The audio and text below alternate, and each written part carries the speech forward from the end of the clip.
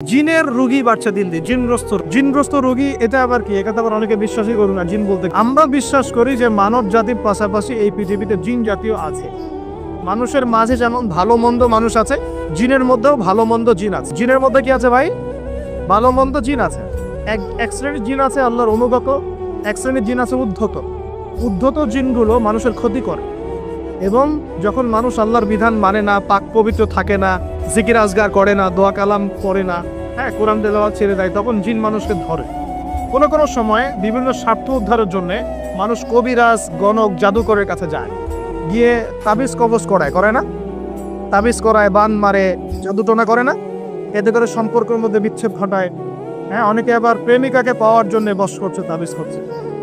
চাকরিতে ভালো চাকরি হয় না, চাকরির জন্য তাবিজ করছে। তারপর অনেকের ব্যবসা উন্নতি হচ্ছে, হিংসা লাগে, ওর বিরুদ্ধে কাজ করছে। এই যে সমস্যাটা ইদানিং শহরের মধ্যে পাচ্ছে, এটা কিন্তু শেখার বা জাদু, কুফরি। কেউ যদি এই কাজে লিপ্ত হয়, সে ঈমান হারিয়ে ফেলবে, ইসলাম থেকে নান কাটা পড়ে যাবে। আল্লাহ পাক আমাদের সবাইকে হেফাজত করুন বলি আমি।